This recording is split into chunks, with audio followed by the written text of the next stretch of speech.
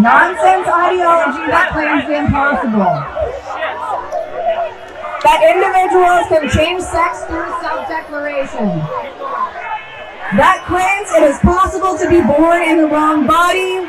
That says if a girl or a woman sees a man in their change room and that man says he's a woman. While the vast majority of 1 million March for Children demonstrations that occurred in over 90 Canadian cities last week were peaceful, what occurred in British Columbia's capital on September 20th was anything but. Today, I bring you an interview with two of the speakers from that parental rights protests who will let you know exactly what went down. The protesters should have attended, exercised their free speech rights without being aggressive, without being threatening, and the police should have done their job. Turn it off or I'm walking over there right now. Right now. Okay, no. Yeah. Right. Come on. I want to hear this stop. There was witnessing by multiple people, including some of our security, where they saw after the protests had began, there were large buses that came in with approximately 100 to 200 people getting off. And they were the ones who came in a bit later and pushed right to the front and were quite aggressive. Drea Humphrey here with Rebel News, and contrary to the rhetoric that was spewed out about last week's parental rights protests by figures like Justin Trudeau, Jagmeet Singh, and woke union representatives like this. This is absolutely crucial that we oppose this in the streets. And this is just signs that I've seen that we're rising, that this is far more than just like a far-right transphobic protest. They are fundamentally racist. They're fundamentally anti-union. They are fundamentally queer and transphobic. And it's just a matter of time before they come to us. The 1 million March for Children seeking an end to the sexualization of kids in schools was not some sort of hateful attack against the LGBTQ plus community. Instead, as many of you have seen with your own eyes, either from being present at the march or watching our cross-country coverage at stopclassroomgrooming.com, you know that march for children was a peaceful Muslim-led family-first movement that attracted a diverse group of Canadians who say that when it comes to teaching things like gender confusion and sex activism in schools, hands off our kids. Out of the nearly 100 cities, 27 of which occurred in British Columbia, a handful saw blips of hate and even less saw violence. And spoiler alert, when they did, it was almost always those who suited up in rainbow-clad to counter-protest against the families there. Apparently, they truly believe that parents advocating for better education for their students are somehow simply far-right bigoted fascists who hate trans kids. The scene at British Columbia's Legislature Building in Victoria was perhaps the most aggressive of all because Victoria police not only arrested at least 2 individuals, they halted the demonstrations altogether. I just want to speak.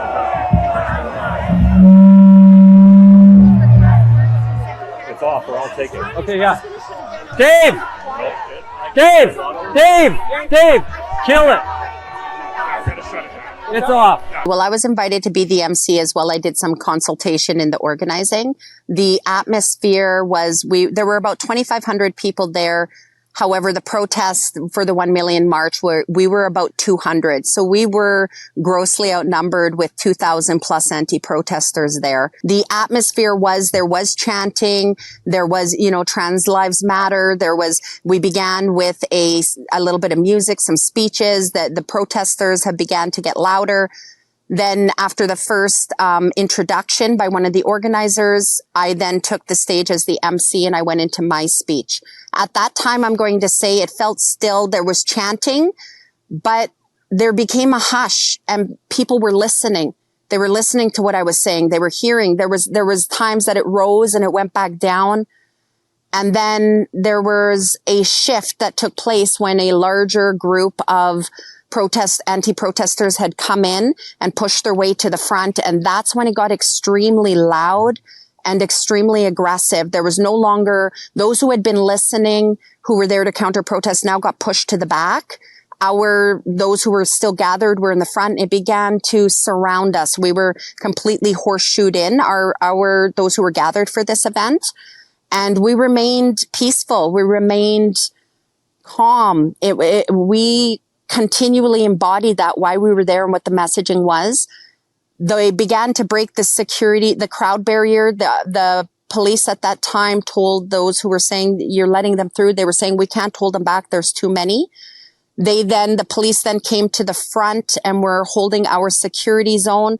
But these protesters were now breaching it and running and flipping tables and charging the stage and being tackled at our feet as we were speaking.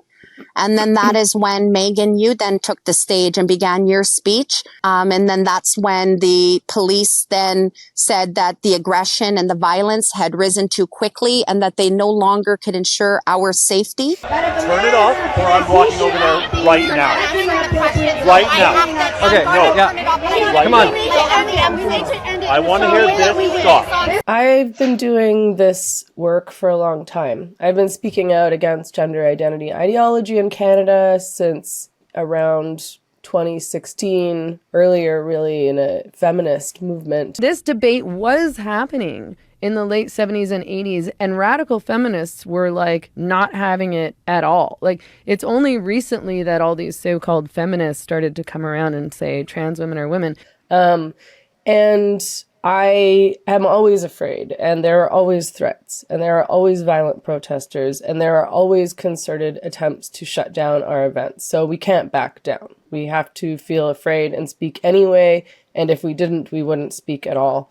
I know that people are afraid to speak out. I'm afraid to speak out. I want people to know that it's not just them who are worried, who are afraid of the risk, who are afraid of losing their jobs, losing friends, being ostracized in their communities, being ostracized from their activist groups, from being physically harmed. I think that sometimes people don't take those threats seriously. They're very serious. These are not your regular activists. They will, and they are committed to violence and committed to intimidation and bullying. There were women and children, mothers and children at this event. There were elder women at this event. There was a very diverse crowd, and it did not deter these protesters from screaming, from pushing, from violent acts.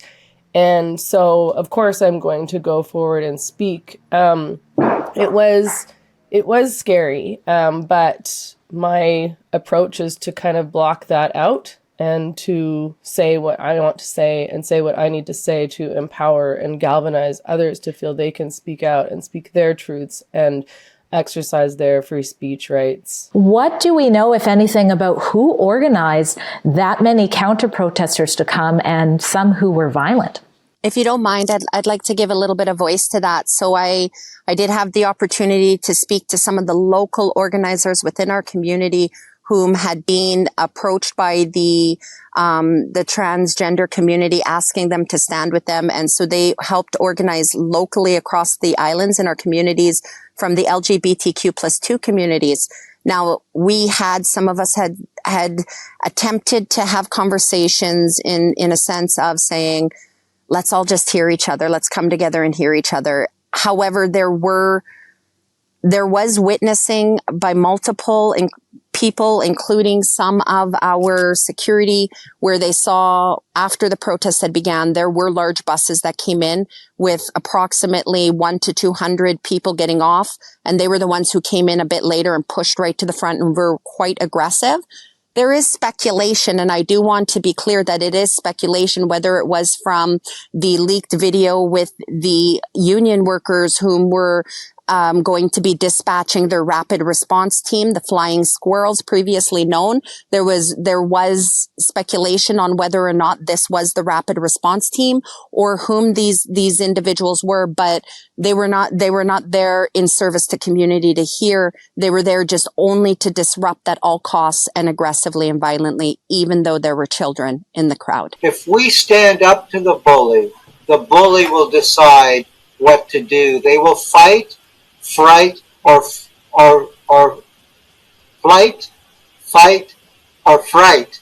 And so let's give them some fright on September 20th, so that on September 21st till whatever, that they're working on the flight tactic. I was escorted out right away by the police and by our security team. It seemed like a very dangerous situation to me. And I had just come from San Francisco, where I had actually been chased down. Another woman and I were chased by Antifa, who broke into a private area. We were panelists on a women's convention, the Women's Declaration International, which was being held in San Francisco at the Hilton in San Francisco. And Antifa, there were many, many protesters. They shut down the intersection there, and some Antifa members broke through to a private bridge area where we were filming. We thought we were safe, and they tried to attack us, and we had to run, and it was terrifying. And to be frank, the cops seemed all too happy to escort me out. The cops,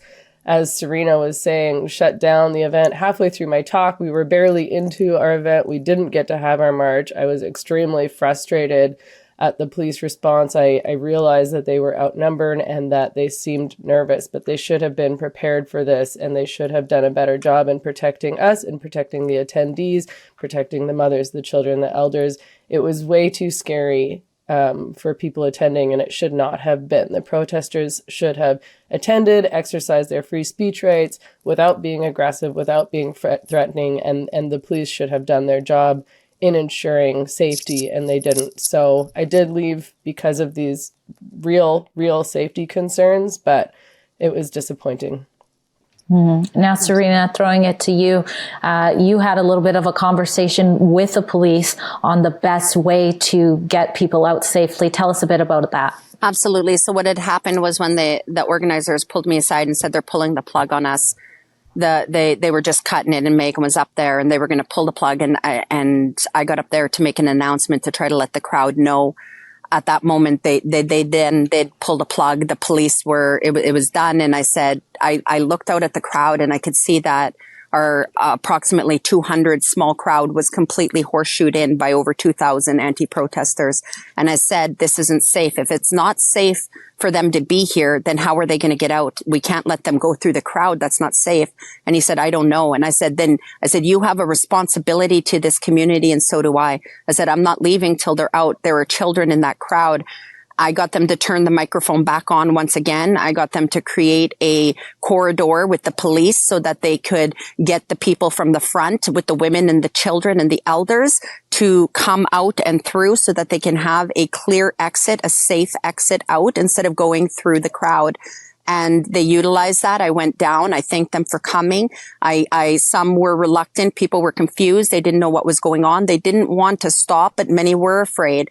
And I told them that now this was a safety concern and that we couldn't ensure their safety, and that it was time for their children to leave. And many took that opportunity to leave, but many took that opportunity to stay and to really embody the messaging and to not be intimidated out.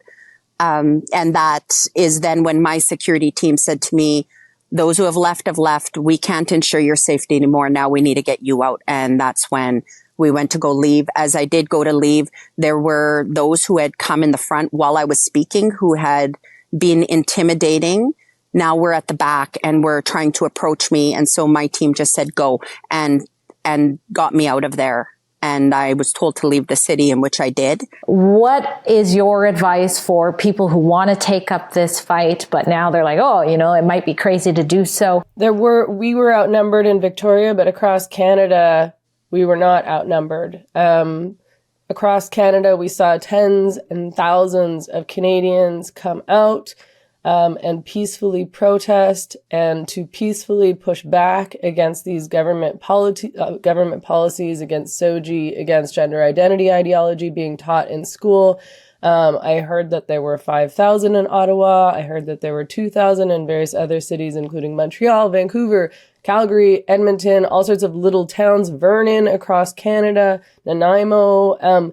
And I'm so inspired by all these people. And I think that what we do know is that we are the majority. So many are feeling intimidated and afraid to be targeted if they speak out. And so They give us that quiet support behind. But I want to remind you, there comes a time where good men and women, we need to speak and we need to be brave. And in the face of fear, as Megan said previously, it's okay to step forward, and we need our communities to give voice now. And I do want to say that we have so many diverse communities speaking. We all have an obligation. If we're speaking on behalf of community, we have an obligation to come together and to address these situations and create spaces where we can actively together speak about what our diverse needs are. And we need to solve this. It happens within our communities, not from government institutions. And so it is so important right now that each and every one of our communities, whether it be the LGBTQ, our trans communities, our freedom movements, our Muslim communities, our Sikh communities, we understand that we all need to come to the table. We have a responsibility, and it's going to take each and every one of us actually being in service to our communities, not censoring, not shutting each other down, but actually doing the work that our communities are needing right now. And this is how you do it, by beginning the conversations. We let the people know what really took place on September 20th, and so can you. Go to stopclassroomgrooming.com to share hands-on, boots-on-the-ground coverage of the peaceful protests to others. And you can even take action by signing our petition there that will be delivered to the ministers of education for you to let them know enough is enough, hands off our kids. And also, if you appreciate the important work that Rebel News does, you can help be a part of making it possible by donating a few bucks there, if you can. That's stopclassroomgrooming.com. We appreciate your support.